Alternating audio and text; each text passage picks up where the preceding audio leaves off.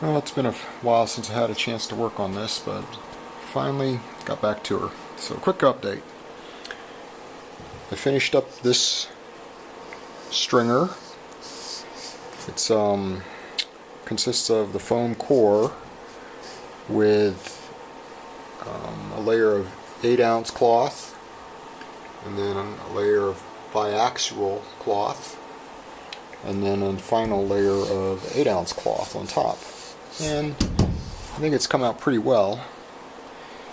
And over here, I'm getting ready to finish up this side. I've got the first 8-ounce layer of cloth, and the biaxial I've had on there for a day now, forming it, because otherwise it doesn't really want to bend around the shape of the foam support there. So I just took all the weights. I had a bunch of little hand weights, things, 5-pounders, 2-pounders, whatever, on all that stuff. And now I'm going to take off the wood and start glassing that in. The 8-ounce piece here will then, once that gets tacky a little bit, I put it on and then glass it in place. And the tackiness of the epoxy that's on there holds this 8-ounce in shape really easily. So at least that was the experience on the port side. So that's what I plan on getting done today. And then also I plan to put in a few of these to replace the ones I took out, to give a little bit more structure to the hull. Since I'm putting in the long stringers, I don't really need as many, but I think what I'll do is put in, maybe 3 or 4 per side, just to really tighten up this hull. And also I did some repairs to the hull to top sides joint. There was a couple issues there where I had to glass in and strengthen up the I don't think I'm going to tear down the whole edge and do it, so I think that'll be good enough, just to tack in a couple places that it came loose. So anyway, time to get to work. It's pretty cold in the basement nowadays, so I got me a little propane heater, which comes in handy, and then my wood stove upstairs pumps down a little heat, keeps it about 50 degrees in here, so it's not too bad. But I end up using the fast hardener, and yet it still takes about 24 hours to become not tacky. So in this kind of weather it's not great, but it'll work. I can imagine using the slow in this, it'd take a week to become not tacky.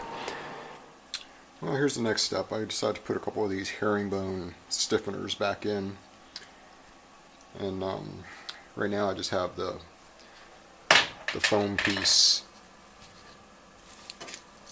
I glued those down with a little epoxy just so that they would take the shape, and then I just form the cloth, work it down like this,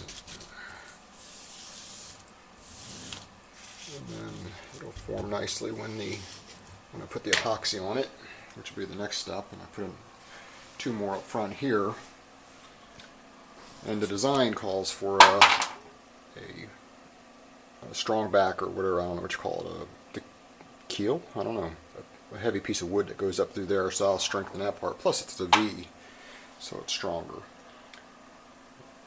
And I didn't put anything around the centerboard box, because I'm thinking of taking that out so I can put a hydrodynamic centerboard in there, with a NACA, I forget what the code number is, but make an actual foil instead of just a flat piece of steel.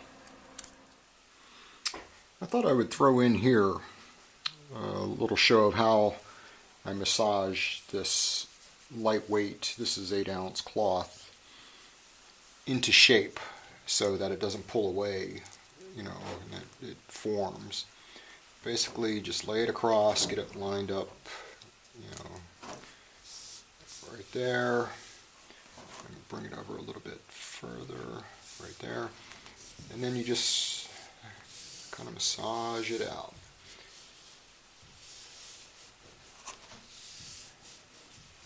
And hold it.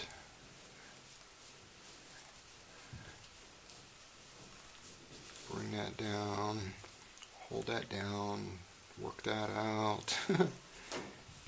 It's kind of fun actually once you start to do it a few times. You know, hold this down, work these out, bring it back this way. So unlike the heavy stuff that needs to be, massaged and then weighted in place for a day or two to get it to take the shape, that biaxial cloth I was using, this stuff is actually pretty easy to work with, because as soon as I'm done with this, I'm going to start the epoxy process. Of course, I'll trim these back because you can see they're not a nice rectangular shape anymore. And it's like, I don't know if this is on camera, but it's beyond, this stuff I'll leave alone up here, but down here at the corner it's a little bit longer than I need.